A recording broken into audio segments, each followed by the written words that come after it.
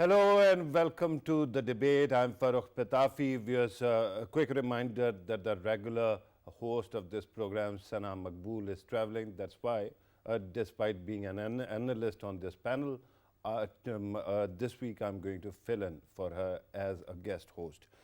Today we are going to talk about two very important topics. One is regarding Pakistan-Afghanistan relationship. A high-level delegation led by the Defense Minister of Pakistan, Khaja Asif, today arrived in Kabul. There he was accompanied by various senior office bearers, DDISI, Lieutenant General Nadeem Anjum was accompanying him, Foreign Secretary was accompanying him, Charge d'Affaires to Afghanistan was also present. And they have met, and the main topic has been cross-border terrorism. The purpose was, and it was said earlier as well, announced by the federal government, that Pakistani high-level delegation will visit both Kabul and also Tehran to request and to point out that their pledge that their land will not be used against us is important. We are going to talk about today's visit and what exactly to expect out of this, because there are other bilateral issues as well. For example, Afghan Taliban demanded that all Afghan prisoners that might be in Pakistani prisons be freed. And similarly, Pakistan discussed economic and trade matters as well. This is going to be the first topic. The second one is regarding what we have been discussing for past 2 days. Imran Khan Sahab has finally launched his jail Bahro tehreek, or fill the prisons movement. While this is going on, it is clear that they are, whosoever is advising them is very good at marketing, but very poor in political, alongside. Why am I saying this? Because today a number of party leaders gate crashed a prison van, and that actually reminded you of guerrilla marketing tactics. They sat inside and they spoke to media. After that, what happened, we don't know. The federal government hasn't actually caught anyone, at least not the top leadership. So what exactly is going to become of that is also important. Adjacent to this is also the fact that the Chief Justice of Pakistan has taken a suo motu regarding, the elections in Khyber Pakhtunkhwa and Punjab, and it has been said that the matters are not clear. That's why the Honorable Court is going to go for hearing. There's going to be a 9-member bench that is going to hear the proceedings, or actually conduct the proceedings tomorrow at 2 p.m. We are going to talk about that as well. This is going to be our second topic. In order to help us understand these issues, in the studio I'm joined by Javed Siddique Senior, who is a senior journalist, editor, columnist, talk show host and whatnot. Thank you very much, sir, for being part of the program. The second guest who joins us on Skype, I don't have any visual confirmation right now, but I'm sure that he will be joining us, Asif Durrani sahab. Asif, he is with us, I'm told. Asif Durrani sahab, former ambassador, sir, also writes, is a prolific writer. Thank you very much, sir, for being part of the program as well. Let me start with you, Durrani sahab. The significance of today's visit, how important this is, and what exactly to expect out of this, sir? I think this was a long-needed visit because the situation during the past few months has not been so good, and especially at the border. And then we also witnessed that a couple of months back, our Charge d'Affaires was attacked, and luckily he survived, but his bodyguard was injured. And in September, at the Russian embassy, a couple of Russian diplomats were killed. And then in between, a hotel in Kabul, which is frequented by the Chinese, was attacked, and a few people were killed. So this is something serious. But with regard to especially bilateral relationship, there have been some statements coming out, and with particular regard to the TTP. And TTP, as we all know, they are sheltering in Afghanistan. Close to 7,000 approximately TTP operatives are there. they, one cannot object their presence there, reason being because of the tradition, the tribal tradition of Pashtunwali. So they can be lodged there, they can take shelter because Afghan Taliban were also taking shelter in Pakistan, in Pakistani tribal areas.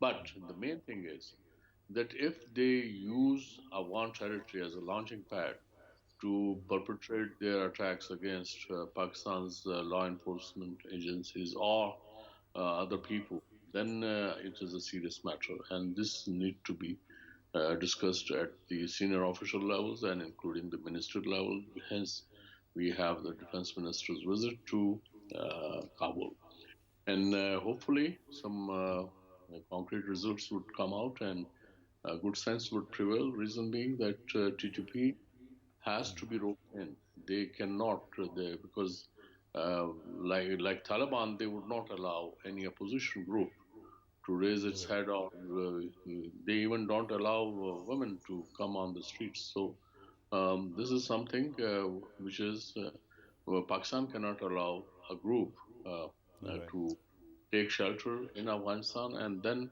also launch attacks on Pakistan territory. Absolutely. And Absolutely, Durrani Sahab, that is very important. Let me come back to the studio. Let me ask Javed Siddique Sahab the same question, sir. Since we are talking about the importance of visit, what does this entail? Is there going to be any kind of decline in terrorist attacks now that Pakistan has had a heart-to-heart with the Afghan Taliban? Or there is going to be something else, sir? Well, I think unexpectedly, the situation in Afghanistan has gone from bad to worse from Pakistan's point of view, because Pakistan expected that when Taliban took over in Kabul, that the situation will improve and the Afghan soil will not be used against Pakistan, and the Taliban government will not allow any miscreants, any terrorist to use their territory against the neighboring countries, specifically against Pakistan. That was our expectation, and that was the commitment of the Taliban government with Pakistan. They assured us that their soil will not be used against Pakistan, but unfortunately, they did not carry out their promise. Also, we were hearing that the Taliban government was basically facilitating a dialogue between Pakistan and TTP so that an understanding or a reconciliation could be achieved between Pakistan and TTP. That again did not happen. And we have seen there is a spike in terrorist activities in Pakistan, and very fatal, unfortunate terrorist activities have been carried out in Pakistan, and the TTP has accepted the responsibility. Right. They have attacked the armed forces, the police, and the recent attack was in Karachi. Police office was attacked, and they were killed. The terrorists were killed. But that has alarmed everybody and shocked Pakistanis that being the Taliban government, that there is a Taliban government in Kabul, they were committed not to allow their land to be used against Pakistan. Right. But that is being done. So this visit, I think, will discuss all these issues threadbare with the Afghan leadership, and probably, and we hope that some understanding is reached between Pakistan and the Taliban leadership, so that the terrorist activity that has been unleashed against Pakistan by TTP could be brought to an end. Right. Javed Siddique Sahab, something very interesting was said by the Afghan leadership, especially after Peshawar attack. If you remember, initially there was some confusion that TTP actually hasn't taken credit or responsibility for the attack. There was a delay in announcement of claiming the attack. Before that, Kabul government actually said that there are other countries also in the neighborhood, but the terrorists from our land are not attacking them. The only exception is Pakistan, so something is eerie within Pakistan rather than Afghanistan. That said, we heard the reports that the Afghan Taliban was leaning on TTP, that they should not declare responsibility. Eventually they did. So do you think that there is some kind of discrepancy here? Why is it that the TTP is using Afghan soil against us, while other terrorist organizations are not allowed to attack any other country? This is, of course, a discrepancy, and we are unable to understand why TTP. You know that we are seeing the reports that our officials and our parliamentarians had dialogue with TTP leaders, and that they should become, reluctant, or they should be neutralized to the extent that they do not attack Pakistan. But unfortunately, those talks did not produce any positive results. Right. And TTP, although promised that they will not attack Pakistani forces and will not carry out terrorist activities inside Pakistan, but again TTP backed out, and so many terrorist activities have been carried out. So that is unfortunate, and the Talibans, who have quite an influence on TTP, have not been able to stop them from doing it.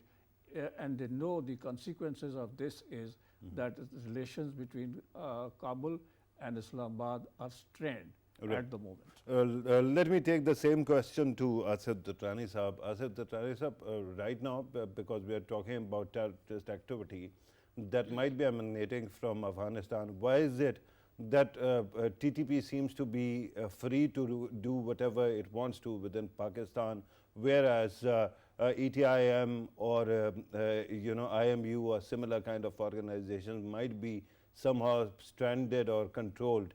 Do you think that that is because TTP is ideological twin of TTA, or there's something else going on? I think the reservations have been shown from China as well as from Uzbekistan about Islamic movement of Uzbekistan. And so it's just not the TTP, because almost 11 organizations which are proscribed elsewhere in the world, their presence is registered in Afghanistan. And the Taliban government is responsible for their acts. And that also includes the ISKs, Islamic State Khorasan, which is a direct threat to Taliban as well as to the neighboring states. And they have also done some operations beyond Afghanistan's borders. So when you talk about TTP, yes, they have a symbiotic relationship. Ideologically, TTP owes allegiance to Mullah Akhundzada, who is the Amir al-Mu'minin. And Amir al-Mu'minin, because of the Bai'at or oath of allegiance, is bound to give protection to the TTP people. This he is doing. And, again, at the tribal level, the code of personally, when it is invoked, so in that respect also they have their presence. But main issue is how politically they are active. Right. Durrani Sahab, Ambassador Durrani, recently we saw that Pakistani religious leadership actually came together and issued an edict, declaring suicide, terrorism forbidden in Islam. And it was actually, made a part of public record. After that, we have seen that Afghanistan's religious leadership has come forward and declared that they should be apologizing. And then we also saw a statement coming from the so-called Amir al-Mu'minin of Afghanistan that Pakistani courts, and Pakistani legal system is un-Islamic. So on one side, if this is happening, do you think that there is any chance that they are going to cooperate in the long run at all, sir? This speaks a lot. This speaks volumes about their thinking. for political expediency, as long as they were enjoying shelter here, they were keeping mum. But as soon as they are in power, I think then they are showing their true colors and being a religious group, and that too religious group of their own brand. They think that they are the center of universe, and they or whatever they will decide is according to the tenets of Islam, which is a wrong interpretation. And if we go by the Taliban interpretation, then all immediate neighbors of Afghanistan, I mean Muslim neighbors of Afghanistan, uh, Right. then they will fall in the category of infidels.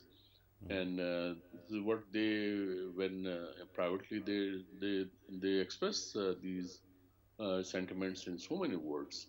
Right. Uh, so here, this is a mindset, but that doesn't mean that from a diplomatic point of view, you have to engage with them Right. because they are the business in the town.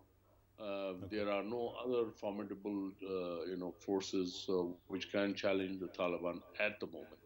Right. But Uh, this one situation one last question, Ambassador Saab, before I let you go, regarding something that is adjacent to these developments, but not within our country. That is, in New York, one court has decided that they are not going to appropriate the Afghan government's foreign money or their foreign currency reserves because they think that they don't want to penalize Afghanistan for the flaws of Taliban. At this moment, there seems to be a desperate attitude coming from Afghan Taliban also. Do you think that if in coming days this matter gets settled, that issue, this desperation will also go away, or not at all? as far as the news is concerned, the court said that that would tantamount to recognizing the Taliban regime if anything with regard to the frozen $3.5 billion are decided, or those are decided in favor of the victims of 9/11.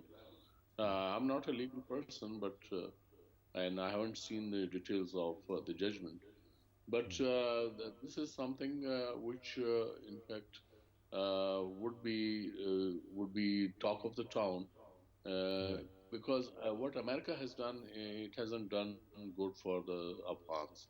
They think that they can punish the Taliban, but through these methods or tactics, Taliban are not going to budge, and it Right. is only adding to the miseries of the Afghan people, So not the Taliban. basically, there's hardly any hope, sir. But Asif Durrani, sir, former ambassador, sir, thank you very much for your precious time. Thank you very much for joining us. Let me come back to the studio before we go to the other topic. The next topic, let me very quickly ask Javed Siddique sir also about his comments regarding, hope in this matter. It doesn't seem that Afghan Taliban is ready to play any kind of ball. So what exactly happens in coming days? If TTP attacks don't go down, we know that there was Peshawar attack. Then this month we saw a Karachi attack also, and recently 80 policemen have been killed by TTP. So what exactly becomes of that? Well, we hope that the Taliban in Kabul, their government, will exercise their influence to restrain TTP because there is a nexus between TTP and the Taliban government. As Ambassador was saying that they owe their allegiance to Mullah Omar and his group. So they can in fact convince TTP that they should refrain from carrying out terrorist activities in Pakistan. And Pakistan is very strongly pleading the case of Taliban at international fora. For instance, Pakistan has been supporting this view that the Taliban government should be helped financially and they should be given aid so that they are able to give some relief to the war-stricken people of Afghanistan. Right. So Pakistan is speaking for Taliban, but unfortunately we are not getting the response, the positive response on a reciprocal basis by Taliban. Taliban, we were expecting they would be exerting their influence on TTP to stop it carrying out terrorist activity in Pakistan. Unfortunately, there has been a spike, there has been an increase in terrorist attacks in Pakistan. Specifically, they are targeting the security forces, the police, and other paramilitary forces. And we have seen very brutal episodes, especially of beheading and people actually being thrown in nalas after being killed. So that is also sadly going on. But I'm glad that you actually spoke about the economic situation, because it seems that while Pakistan keeps on struggling with its own economy, and our economy markedly has gone down since the last year, 2 years ago when Afghan Taliban took over. Ministers keep on saying that dollars are being smuggled to Afghanistan. Our food items, our commodities are also being smuggled into Afghanistan. So Afghanistan is proving to be kind of biggest challenge we are facing right now. Do you think that such visits or such meetings can do something about it at all? I hope, because Pakistan and Afghanistan are traditional friends. And it's a landlocked country, and Pakistan has always supported the Afghan people. And Pakistan has provided the basic essentials and basic needs of life. Right. And this is amazing. What you are saying is amazing. I mean, every time since my childhood, I've been hearing that we are standing for Afghan people, and we keep on saying this. But no matter who comes in Kabul, they essentially start attacking or criticizing Pakistan. Yesterday there was a fire exchange on Pakistan-Afghan border. And the border has been closed. Right, and the border once again has been closed, and that matter was also actually escalated in today's meeting. So is it a manufacturing fault in Kabul that whosoever is going to have the reins of power are going to actually badmouth us and attack us? That's very sad. In fact, when you talk to the analysts and the diplomats, they say that Afghanistan was the only country which opposed the recognition of new independent state of Pakistan. All other Muslim states recognized Pakistan as an independent country, barring Afghanistan. Yeah, they voted against you in the UN as well. In the UN as well. Yeah. So this is under. But that was another age. So many governments have changed. Yeah, but unfortunately, that kind of attitude is still being demonstrated by the people who rule Afghanistan. And that is, even Taliban are no exception. So this is very sad, and we hope that this visit of Pakistani officials led by our defense minister, who are now in Kabul, will be able to achieve some breakthrough in the current scenario. And probably they will be able to convince the leadership in Kabul that Pakistan is their sympathizer, Pakistan is doing a lot for them, Pakistan is supporting them diplomatically at all levels, and why don't they reciprocate? Right. And that is very important. That's as well as very sad, because all those people who kept on criticizing us, who were challenging whether Afghan Taliban should take over in Afghanistan, and at that time they kept on saying that if Afghan Taliban take over, things are going to be hunky-dory, everything is going to be fine. That has constantly been proven wrong, and we don't hear those people speaking again. So it is a proof that no matter what happens, Afghan Taliban are not playing ball. Let us now shift to the second topic, the jailed Bahro tehreek of Pakistan Tehreek-e-Insaf. As I reminded you yesterday and day before yesterday, this is a party which kept on struggling to come to power for 22 years. Perhaps because of that, they have these reactionary genes that are quite visible. So the only party in Pakistan's history which has constantly, since the day the PM was removed through a vote of no confidence, another first in Pakistan's history, since that day, this party has been throwing away all the leverage, all the cards it had. First, it tendered resignations from the National Assembly. After we saw that their governors voluntarily resigned, especially at least in 2 provinces. In the third one, that is Punjab, they forced their man out because that man was not actually supporting their point of view. Then they brought in another gentleman. He could not last for very long as well. Then they had two governments in hand, and they were very powerful governments. One that has been in power for almost 10 years, that is Khyber Pakhtunkhwa, and in Punjab also Chaudhry Parvez Elahi, who could have done incredibly for the matters of governance, especially providing security at Zaman Park, where Imran Khan Sahab is at this moment sheltering. And even at that place, they have thrown away these powers. And not to stop here, they keep, the last office that was there of president, they put in so much pressure that finally that office had to actually abandon its neutrality and take a political stance. So regardless of what happens in the courts, this is a party that has been actually doing it to itself. Today, I don't know what exactly was to be achieved out of the jail Bahro tehreek, because we are not living in the colonial times.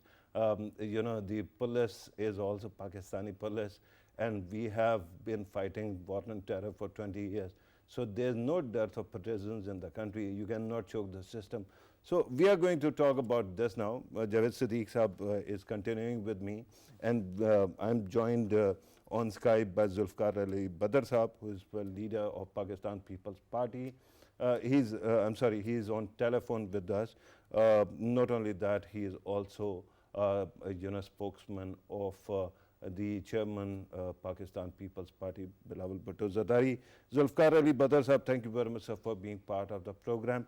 Let me ask you first, because a lot of debate is going on regarding what PTI actually seeks to achieve, and we haven't heard a lot coming from People's Party regarding the timings of elections in the two provinces where assemblies have been dissolved. Do you have any stance on that at all, sir?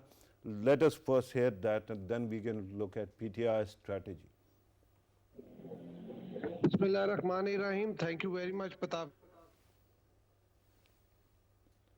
Yes, sir. Okay, there seems to be some problem of communication. We are going to try to connect with him once again. But let me come to the studio. Javed Siddique Sahab, PTI, their jail Bahro tehreek, Yes. Voluntary arrest or court arrest movement. What does PTI seek to achieve out of this? Well, PTI, ever since its ouster from power through the vote of no confidence in April, PTI has been trying to put pressure on the government and other state institutions to come to its rescue, which is the PTI is trying to put pressure to achieve its political objectives, which initially was to hold fresh elections. Okay. And PTI chief thought, Imran Khan, the former Prime Minister, thought that he is at the peak of his popularity, and this is the time to cash in on that popularity. And that's why he was pushing for new elections, fresh elections. And for that purpose, he used all tactics. He used the street pressure. He used every card that he had in his hands. He asked the assembly members of the parliament, members of the National Assembly to resign from their seats. They did it. And he thought... but how is that putting pressure on the federal government? So far, what they are doing is amounts to self-sabotage. Yes, that's right. I think the strategy that they have chalked out for themselves to get to the objective of new elections in the country has not worked. And the resignation from the National Assembly, and then, the dissolution of the two governments, as you have mentioned, in Punjab and KPK, which were well-entrenched governments, and they have shot in their own feet. Right. And I don't know what they are going to Today, achieve. the situation would have been different had there been a government in Punjab by PTI. The police could have arrested their leadership according to their desire and could have taken them to any comfortable place. That did not seem to happen. In order for prison, fill prison movement, you have to have a police that is ready to arrest you and then whisk you away to any place at all. That doesn't seem to happen. Zulfikar Ali Badr Sahab is back with us. Zulfikar Sahab, first of all, your party's point of view regarding elections. Rahim, thank you very much, Pitafi sir, for inviting me to your show. Pitafi sir, we are very clear as a party, and my leadership is very clear. We are a follower of Constitution of Pakistan, and whatever the Constitution says, we are going to follow. We believe in the rule of democracy, rule of law, and we are not going to sabotage, and we are not going to be a part of any activity which is going to sabotage Constitution. We are going to stand against it. So whenever the elections are going to happen, we are going to face and we are going to contest the election on the ground. And our party leadership is very clear about it. And there is not a single question and doubt about it that we are running away from the elections or we are not facing the order of the Constitution or we are not following any article of the Constitution. Right. Zulfikar Bhutto, you just said that you are going to stand against any activity that is meant to sabotage the Constitution. What amounts to that in the current scenario? Is it delay in the election or is it what PTI is trying to do? You see, my leadership is very clear about this. We have a clarity that we want to have election on time. We don't want elections to happen before time, whenever the federal government is going to complete its tenure. And we don't want elections to happen after time. If there is going to anything going to be happen or any action is going to be taken to further delay the elections, we are going to take a stand on it. Right. But regarding Constitution that you very kindly pointed out, Constitution that your party actually framed and has been amending, your party is responsible for 18th Amendment as well. That is very clear that the elections have to take place within 3 months. And while at the center, the point is well taken. In the province of Punjab, it seems that, there is some ambiguity regarding who is going to announce the date. So what exactly would your stance on that be? You see, I personally met the governor, honorable governor of the Punjab, and I asked him that what is his stance on the conducting of elections and giving the date for the elections. So he mentioned it to me that he have gone through his legal team and his constitution book. But his duty is that whenever there is an advice from the Prime Minister, whenever there is a price from the Chief Minister Punjab, he is not, if he doesn't sign, then he is not bound to give date for the elections. The date has to come from the Election Commission of Pakistan.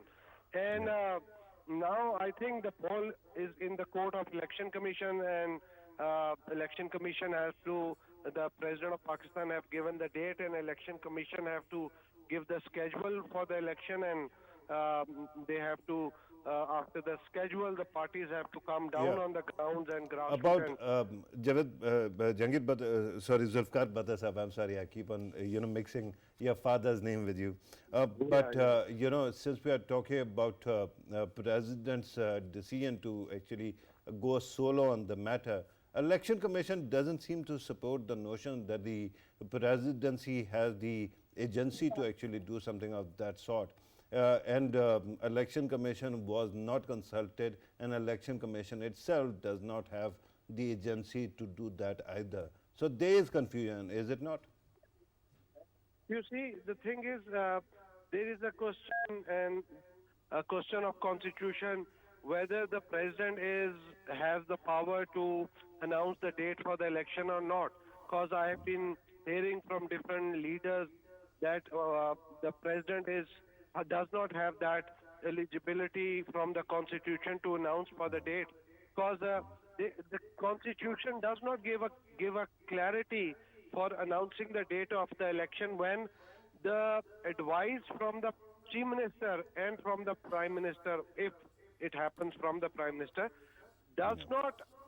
is not signed by the Governor or President respectively, then I think that clarity has to be taken from the Constitution of Pakistan. That interpretation has to come from the Supreme Court of Pakistan. Right, and that is exactly going to happen tomorrow. So, yeah, he has taken the suo moto. So, we are going to get the clarity that who is going to be giving the date for the elections. Then once the date will be given, I think all the parties will be on ground and they will have to face the music according to the situation. Absolutely, and we are going to further discuss that as well. Zulfikar Brother Saab, do stay with us. Let me come back to the studio, Javed Siddique Saab. I haven't seen, as you pointed out as well, that PTI keeps on self-sabotaging itself, and not only that, it even forced another party which was adjacent to it, that is PMLQ, to self-sabotage as well, jettison its own title, and their leader has, one of the leaders has joined PTI. But I haven't seen a party that is being given so much of relief by the system, and yet it finds a way to, snatch defeat from jaws of victory. Do you think that the current jail Bahro tehreek is going to help them at all in achieving anything? And what might be the thought process that is behind this jail Bahro tehreek? Well, the thought process seems to be that they want to build pressure on the government, on the election commission and other relevant institutions. How? You know, through the public opinion, that when they think that, they claim that thousands of people, workers belonging to PTI will go to jail. And you know, that is being seen by the political circles in Pakistan, the human rights associations outside Pakistan, and they are trying to mobilize public opinion in their favor by resorting to this jail Bahro tehreek. By the way, let me very quickly ask you another thing which we don't have any clarity about, and that is Dogar Saab as CCPO. Has a notice been issued to that effect? Is he now in command in Lahore, or there's somebody else? Do we have any clarity on that issue? Well, we need to have a clarity on that issue, and I think you know, the command of police and other administrative setup should be very, very clear and pronounced, and there should be no ambiguity about it. Yeah, what thought process you told me, sir, that actually has many moving parts in it, right? One moving part is that when you volunteer, there has to be a sizable number of people who are going to volunteer. Today we heard that there are going to be only 200 people who are going to volunteer. Tomorrow in Peshawar, I don't know what exactly happens, but in Lahore we saw that even smaller number actually get crashed into the van, and from there they kept on talking to the media. That was also something unreal. But hang on, sir. Even then, if police actually catches you, it is not essential that they are going to take you to any prison, because it can be a matter as easy as of catch and release.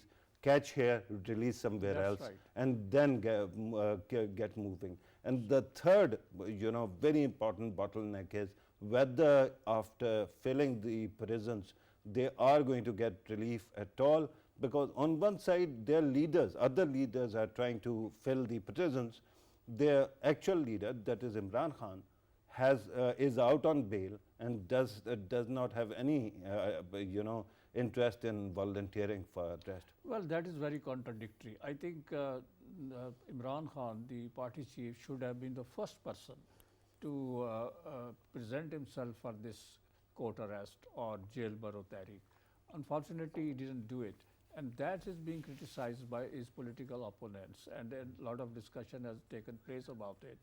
And but number two, Shah Mahmood Qureshi and Asad Umar, Secretary General, other people, they did appear for this jail Bahro tehreek in Lahore, and they presented themselves to be arrested by police. As you have said, that they have not been arrested, and maybe if they are picked up by police, they could be released on another place. Right. So I think from the very beginning, this jail Bahro tehreek of PTI is not going to work, as did their other steps that they have taken in the past to build pressure on the election commission, on the government, sitting government, on the establishment and other institutions, so that a lot of pressure is built and they're forced to go for fresh elections. That has not happened. That is very, very interesting. Zulfikar Badr Saab, political parties usually have some intelligence also, and they keep on, listening to what the other side is thinking. Perhaps you can help us understand what is exactly going on in PTI leadership's mind.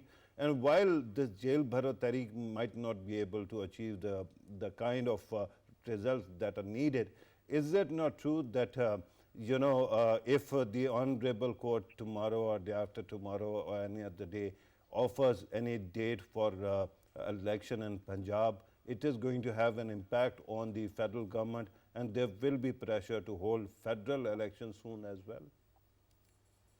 Pitafi sahab, I think if in case, I'm sure the Supreme Court is so wise and the judges are so wise that they are going to follow the Constitution, and whatever decision they take, that has to be according to the Constitution, and whatever decision comes, all the state authorities are going to follow that decision. There isn't any question that nobody is going to raise question on that and going to bring any hurdles in it.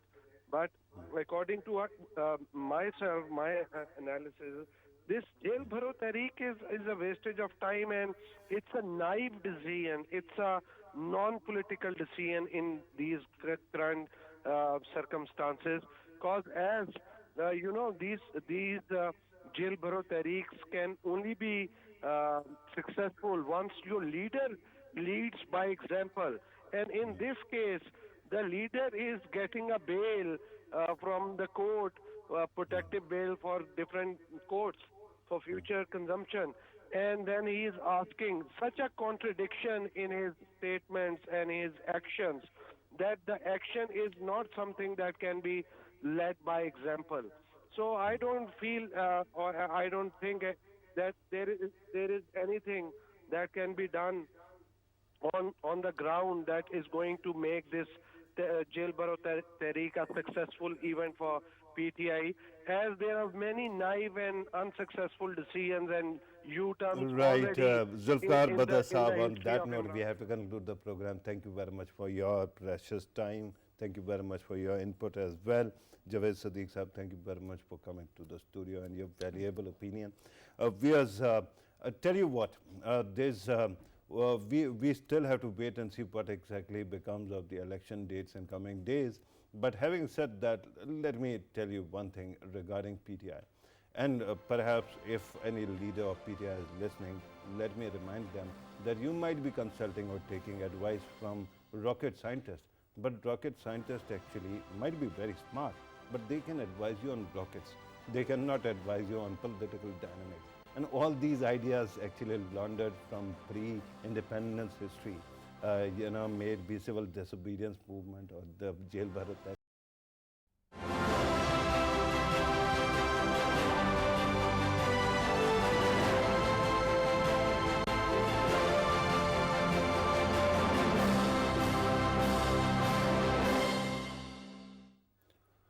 Hello.